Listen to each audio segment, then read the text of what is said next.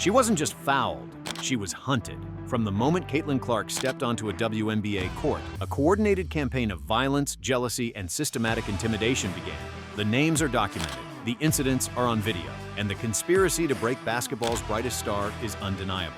When the Indiana Fever selected Caitlin Clark with the first overall pick in 2024, they weren't just drafting a player, they were importing a phenomenon.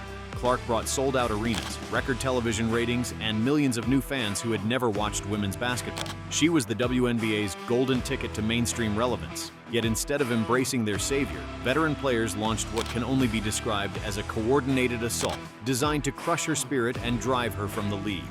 June 1, 2024, the date the conspiracy revealed itself to the world. Chicago Sky guard Chennedy Carter, minutes after scoring, approached Caitlin Clark away from the ball and delivered a blindside hip check that sent the rookie crashing to the floor. The violence was shocking. Carter wound up like a hockey enforcer and body slammed Clark with enough force to bruise ribs. But what happened next exposed the deeper conspiracy. Before the hit, Carter yelled, "Beach!" loud enough for courtside microphones to capture. This wasn't basketball, it was premeditated assault. The referees initially called it a common foul, the most lenient penalty possible. Only after public outrage forced the league's hand did they upgrade it to a flagrant one. Carter faced no suspension, no meaningful fine, just a slap on the wrist for what Indiana Fever GM Lynn Dunn correctly called not a basketball play. Angel Reese's reaction told the real story. As Clark lay on the ground, Reese stood and cheered, applauding the violence against her rival. When asked about the incident, Reese smirked and said, "Carter delivered basketball play after basketball play." The message was clear. Hurting Caitlin Clark wasn't just acceptable, it was celebrated. Angel Reese's participation in the conspiracy against Clark went beyond cheerleading others' violence. On June 16, 2024, during a game at Gainbridge Fieldhouse, Reese committed her own assault. As Clark drove for a layup, Reese wound up and smacked her across the head with a block attempt that looked more like a boxing hook. The contact was so excessive and dangerous that referees immediately upgraded it to a flagrant one. Clark, bleeding from the hit, had to leave the game briefly. Reese's response? She complained about getting a special whistle and suggested Clark received preferential treatment. The audacity was breathtaking. Reese had just committed what could be classified as battery on live television, yet positioned herself as the victim. This gaslighting became a recurring theme in the conspiracy. Veteran players would commit flagrant fouls, then claim Clark was being coddled when penalties were finally enforced. No team exemplified the systematic targeting of Caitlin Clark more than the Connecticut Sun. Over multiple games, Sun players executed what can only be described as a tag team assault.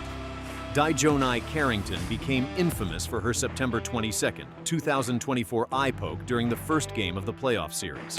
Just 90 seconds into the game, Carrington's fingers found Clark's right eye with surgical precision, leaving the Fever star with a black eye that lasted days. Slow-motion replays showed Carrington's hand extending deliberately toward Clark's face, not toward the ball, not in a natural basketball motion, but directly into her eye socket. Clark crumpled to the floor, temporarily blinded and in agony. The referees called nothing. No foul, no review, nothing. Carrington later joked about the incident on social media, and when confronted months later, showed no remorse. She laughed it off as just basketball, despite medical evidence showing Clark sustained orbital bruising that could have threatened her vision permanently. Alyssa Thomas contributed her own violence on August 28, 2024. Thomas, the Suns' enforcer, body-checked Clark mid-court with a forearm shiver that sent the rookie flying. The 6'2" forward outweighed Clark by 30 pounds and used every ounce of that advantage to deliver what witnesses described as a linebacker hit.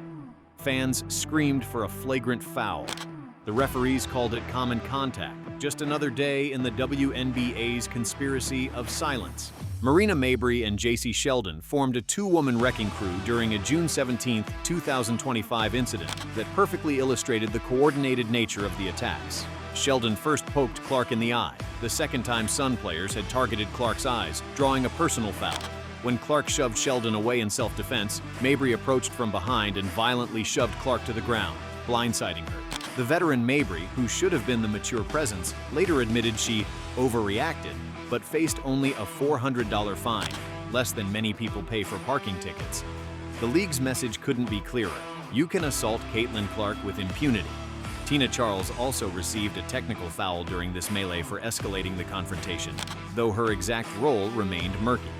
The fact that a WNBA icon participated in the pile-on against a rookie speaks volumes about the league-wide nature of this conspiracy. The Indiana Fever rookie was fouled more than almost any player in the league, yet referees swallowed their whistles with suspicious consistency. When Clark drove to the basket, defenders mugged her without consequence. When she attempted three-pointers, opponents crashed into her landing space, a dangerous play that has ended careers, with no whistles blown. Analysts noted that Clark received fewer free throw attempts than her contact level justified. Rebecca Lobo, the ESPN analyst, watched footage in horror during a broadcast and said, "I mean, all of those are fouls, every single one of them. That's a foul, that's a foul, that's a foul." Yet game after game, the referees looked the other way. What motivated this systematic campaign of violence? The uncomfortable truth involves race, class, and resentment that WNBA veterans would rather die than admit. For years, WNBA players labored in obscurity. They played in half-empty arenas for poverty-level salaries while college stars received more attention. Then came Caitlin Clark, young, white, charismatic, with a game that appealed to mainstream America. And suddenly the spotlight blazed. Television networks covered her games. Sponsors threw money at her. Fans who had never cared about women's basketball suddenly couldn't get enough. The racial component, though explosive, is undeniable. Multiple players made thinly veiled comments about Clark's race and the attention she received. Author Christine Brennan, in her book examining Clark's rookie season, noted that Clark's race and the frosty reception she got from some in the league is returned to again and again. The implication was clear: Clark's whiteness in a predominantly black league bred resentment that manifested as sanctioned violence. Perhaps most damning was Commissioner Kathy Engelbert's failure to protect the WNBA's most marketable asset. Despite overwhelming evidence of targeted harassment, Engelbert issued only weak statements about competitive intensity and physical play. She claimed the league was merely welcoming Clark to professional basketball's tougher environment. This was gaslighting on an institutional scale. Professional sports leagues have always protected their stars. The NBA gives superstars favorable whistles. The NFL protects quarterbacks with strict penalties. Hockey suspends players for dangerous hits. Yet the WNBA allowed its golden goose to be battered and brutalized while doing essentially nothing. The few penalties that were assessed came only after social media outrage forced the league's hand. Chennedy Carter's foul wasn't upgraded until Twitter exploded with video evidence. Marina Mabrey's shove drew her laughable $400 fine only after millions watched the assault on ESPN. The pattern was consistent. The WNBA acted only when public pressure became unbearable, and even then, the punishments were token gestures.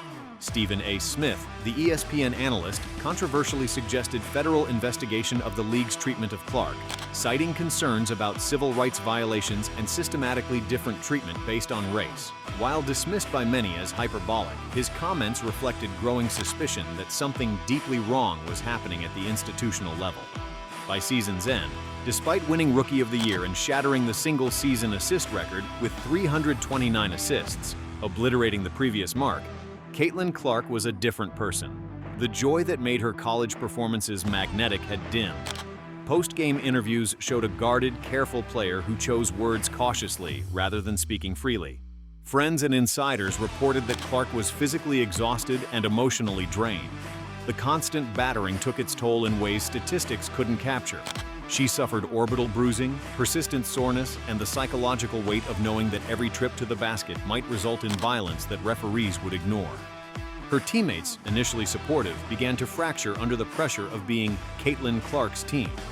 The Indiana Fever became targets themselves, with opponents bringing extra physicality to every game.